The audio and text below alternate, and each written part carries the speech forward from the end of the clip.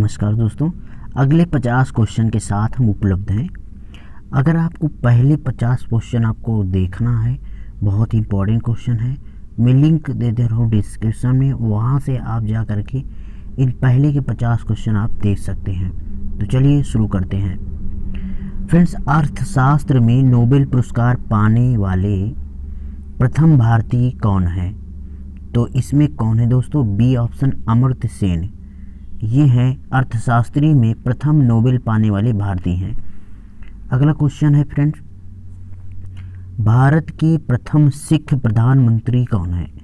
तो डॉक्टर मनमोहन सिंह हैं।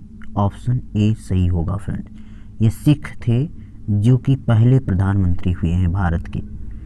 उसके बाद आगे अगला क्वेश्चन है फ्रेंड्स कि नोबेल पुरस्कार प्राप्त प्रथम भारतीय महिला जो प्राप्त किया है वो प्रथम भारतीय महिला कौन है? तो मदर टेरेसा है। बी ऑप्शन सही है। आगे बढ़ते हैं क्वेश्चन दूसरे क्वेश्चन पे। दोस्तों 54 नंबर क्वेश्चन है, भारत रत्न प्राप्त करने वाली पहली महिला कौन है? भारत रत्न, तो इसमें है दोस्तों बी ऑप्शन श्रीमती इंदिरा गांधी जी। ये है बी ऑप्शन सही होगा। तो दोस्तों आगे दोस्तों बढ़ते हैं। 55 नंबर क्वेश्चन है कि प्रथम महिला चिकित्सक कौन थी? तो हैं कादम्बिनी गांगुली। कादम्बिनी गांगुली जी हैं जो कि प्रथम चिकित्सक थी। उसके बाद आगे दोस्तों देखते हैं 56 नंबर क्वेश्चन है, राष्ट्रीय ध्वज तिरंगे में तीनों क्षैतिज पट्टियां किस अनुपात में रहती हैं? दोस्तों 1:1:1 में रहती हैं। तो अपने ध्वज की जो ऐसे होती हैं 3 पट्टियां, वो बराबर के अनुपात में होती हैं। ठीक है, आगे चलते हैं दोस्तों अगले क्वेश्चन पे। राष्ट्रीय ध्वज तिरंगे का गहरा केसरिया रंग क्या दर्शाता है? तो दोस्तों ये जो केसरिया रंग होता है तो वो कौन सा दिखाता है? दोस्तों इसमें ए ऑप्शन सही होगा, ताकत और साहस का दिखाता है। केसरिया रंग ताकत और साहस का होता है। उसके बाद अगला क्वेश्चन है दोस्तों कि राष्ट्रीय ध्वज तिरंगे में सबसे ऊपर कौन सा रंग रहता है? दोस्तों इसमें गहरा केसरिया रंग होता है। उसके बाद अगले क्वेश्चन पे है दोस्तों कि राष्ट्रीय ध्वज तिरंगे में बीच में कौन सा रंग रहता है? दोस्तों बीच में सफ़ेद रंग रहता है। अगले क्वेश्चन पे बढ़ते हैं फ्रेंड्स। इसमें अगला क्वेश्चन है, राष्ट्रीय ध्वज तिरंगे में सबसे नीचे कौन सा रंग रहता है? दोस्तों उसमें हरा रंग रहता है। अगले क्वेश्चन पे बढ़ें दोस्तों, तो राष्ट्रीय ध्वज की लंबाई चौड़ाई का अनुपात क्या होता है? दोस्तों लंबाई और चौड़ाई का 3:2 का अनुपात होता है। अगले क्वेश्चन पे बढ़ते हैं फ्रेंड्स कि राष्ट्रीय ध्वज तिरंगे का सफ़ेद पट्टी किस बात का संकेत है? दोस्तों ये शांति और सत्य का प्रतीक है या संकेत है दोस्तों। अगला क्वेश्चन है फ्रेंड्स कि राष्ट्रीय ध्वज तिरंगे का हरा रंग क्या दर्शाता है? दोस्तों विकास और उर्वरता को दर्शाता है। अगला क्वेश्चन है फ्रेंड्स कि राष्ट्रीय ध्वज तिरंगे के चक्र में कितनी तीलियां होती हैं? तो दोस्तों कितनी तीलियां होती हैं? 24 तीलियां होती हैं। सी ऑप्शन सही होगा। फ्रेंड्स अगले क्वेश्चन पे देखते हैं कि भारत की संविधान सभा ने राष्ट्रीय ध्वज का प्रारूप कब अपनाया था? दोस्तों 22 जुलाई 1947 को अपनाया था। ए ऑप्शन सही होगा। ये वेरी इंपॉर्टेंट क्वेश्चन है दोस्तों, ये आप ज़रूर देख लीजिएगा। अगला क्वेश्चन है कि भारत का राष्ट्रीय पक्षी क्या है? दोस्तों तो मोर है। बी ऑप्शन सही होगा। अगले क्वेश्चन पे बढ़ते हैं फ्रेंड्स कि भारत का राष्ट्रीय पशु क्या है? तो पुष्प क्या है दोस्तों? कमल है। राष्ट्रीय पुष्प क्या है दोस्तों? कमल है। उसके बाद अगले फ्रेंड बढ़ते हैं, भारत का राष्ट्रीय पेड़ क्या है? तो दोस्तों बरगद है जो कि सी ऑप्शन में है। उसके बाद आगे बढ़ते हैं, भारत का राष्ट्रीय गान क्या है? दोस्तों जन गण मन अधिनायक है जो कि बी ऑप्शन आपका सही होगा। ये रविन्द्रनाथ टैगोर जी के द्वारा लिखा गया है फ्रेंड्स। आगे बढ़ते हैं दोस्तों, भारत का राष्ट्रीय नदी है दोस्तों गंगा नदी है जो कि डी ऑप्शन सही है। अगले क्वेश्चन पे है दोस्तों कि भारत का राष्ट्रीय जलीय जीव क्या है? दोस्तों डॉल्फिन है जो कि समुद्र में पाया जाता है जो कि सी ऑप्शन सही होगा। फ्रेंड अगले प्रश्न बढ़ते हैं कि भारत का राष्ट्रीय पशु क्या है? दोस्तों बाघ है, जो कि बी ऑप्शन सही होगा। अगला बढ़ते हैं क्वेश्चन, भारत का राष्ट्रीय गीत क्या है दोस्तों, जो कि ए ऑप्शन है वंदे मातरम, जो कि बंकिम चंद्र चटर्जी के द्वारा लिखा गया है। अगला क्वेश्चन है दोस्तों कि भारत का राष्ट्रीय फल क्या है, दोस्तों आम है। आप अच्छी तरह जानिए, बी ऑप्शन सही होगा। भारत का राष्ट्रीय खेल क्या है दोस्तों, हॉकी है, जो कि डी ऑप्शन में है, डी ऑप्शन सही होगा। दोस्तों भारत में सबसे अधिक कहाँ और सौर ऊर्जा उत्पादन होता है, तो दोस्तों सबसे ज़्यादा राजस्थान में होता है, जो कि ए ऑप्शन सही होगा। सौर ऊर्जा का यानी सोलर एनर्जी जो पैदा की जाती है, सूर्य की ऊर्जा को बिजली में पैदा करना, सोलर पैनल के द्वारा जो बनाया जाता है उसे ही सौर ऊर्जा बोलते हैं दोस्तों। तो उसका उत्पादन सबसे ज़्यादा राजस्थान में होता है। उसके बाद बात करें, भारत में पवन ऊर्जा का सबसे ज़्यादा उत्पादन राज्य कौन सा है, दोस्तों ये है तमिलनाडु। तमिलनाडु पवन ऊर्जा का मतलब होता है पवन चक्की हवा में चला करके बिजली पैदा किया जाता है, वो सबसे ज़्यादा कहाँ दोस्तों, तमिलनाडु में। उसके बाद दोस्तों बात करते हैं हम अगले क्वेश्चन पे, भारत में स्थापित कुल ऊर्जा क्षमता का कितना प्रतिशत पवन ऊर्जा से प्राप्त होता है, दोस्तों केवल 6% होता है, जो कि सी ऑप्शन में है। पवन ऊर्जा से 6% भारत में बिजली प्रदर्शित की जाती है, प्राप्त की जाती है। उसके बाद बात करें दोस्तों अगले क्वेश्चन पे, भारत में पवन ऊर्जा का विकास कब से प्रारंभ हुआ है, दोस्तों 1990 से भारत में पवन ऊर्जा का विकास शुरू हुआ है। उसके बाद अगले बात क्वेश्चन करें दोस्तों, भारत में परमाणु ऊर्जा विनियामक बोर्ड कब स्थापित हुआ था, तो दोस्तों ये है ए ऑप्शन 15 नवंबर 1983 को परमाणु ऊर्जा विनियामक बोर्ड का स्थापित हुआ गया था।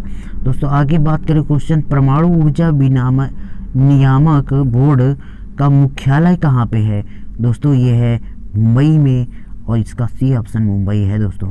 उसके बाद बात करते हैं दोस्तों, भारतीय सिनेमा के जनक थे, तो सबसे पहले दोस्तों किसने सिनेमा का जन्म दिया था, दादा साहब फाल्के जी ने भारतीय सिनेमा को जनक हैं, जो कि इन्होंने ही शुरुआत की है। बहुत ही इंपॉर्टेंट क्वेश्चन है फ्रेंड्स, इसको आप ज़रूर देखिएगा। अगला क्वेश्चन है दोस्तों कि भारत में डाक व्यवस्था शुरू करने वाला ब्रिटिश गवर्नर जनरल कौन था, तो दोस्तों ये ऑप्शन है लॉर्ड डलहौजी, जो कि बहुत ही इंपॉर्टेंट क्वेश्चन है फ्रेंड्स, ये ज़रूर आप देख लीजिएगा। उसके बाद दोस्तों अगला है, भारत में शिक्षा है एक क्या है दोस्तों, मूलभूत अधिकार है, जो कि संविधान में दिया गया है, मूलभूत अधिकार है। उसके बाद अगले क्वेश्चन पे है दोस्तों कि भारत के तीसरे राष्ट्रपति कौन थे जिनका अपने कार्यकाल में ही निधन हुआ था, दोस्तों ये बहुत इंपॉर्टेंट क्वेश्चन है, ये आप देख लीजिएगा। बी ऑप्शन है डॉक्टर जाकिर हुसैन जी हैं, जो कि बी ऑप्शन में है, ये कार्यकाल में ही इनकी मृत्यु हो गई थी, तीसरे राष्ट्रपति थे जो कि इनकी कार्यकाल में ही मृत्यु हो गई थी। अगली बात करें, भारत की राष्ट्रीय ध्वज नियम कब से लागू कर दिया गया, दोस्तों 2002 से लागू कर दिया गया, जबकि सी ऑप्शन सही है। आगे बात करें दोस्तों अगले क्वेश्चन पे, तो ये है दोस्तों कौन सी नदी दक्षिण भारत की गंगा कहलाती है, दोस्तों ये भी इम्पोर्टेंट क्वेश्चन है, सी ऑप्शन में गोदावरी। कौन सी नदी दक्षिण भारत की गंगा कहलाती है, वो है गोदावरी। उसके बाद आगे बढ़ते हैं फ्रेंड्स कि प्रतिवर्ष भारत का बृहत्तम पशु मेला लगता है, सबसे बड़ा मेला लगता है दोस्तों डी ऑप्शन है, जो कि सोनपुर, ये कहाँ पड़ता है दोस्तों, ये बिहार में पड़ता है। सोनपुर का मेला है जो कि पशुओं का सबसे बड़ा मेला है, वो बिहार में है, सोनपुर में लगता है। अगला प्रश्न है दोस्तों कि भारत का वेस्टर्न किसे कहा जाता है, दोस्तों ए ऑप्शन अहमदाबाद को कहा जाता है। भारत का बोस्टन किसे कहा जाता है, बोस्टन अहमदाबाद को कहा जाता है। अगला क्वेश्चन है फ्रेंड्स कि ग्लोब पर कर्क रेखा भारत के कितने राज्यों से होकर गुजरती है, दोस्तों 8 राज्यों से होकर गुजरती है। कितने? 8 राज्यों से भारत के राज्यों से गुजरती है। दोस्तों कमेंट करके बताइए कि कौन कौन से राज्य हैं 8 जो कि भारत की कर्क रेखा गुजरती है भारत से। चलिए अगले क्वेश्चन पे बढ़ते हैं फ्रेंड्स कि भारत के निम्न में से किस राज्य में पुरुषों की संख्या स्त्रियों से कम है? दोस्तों केरल, जो कि सी ऑप्शन सही है। क्या है? केरल।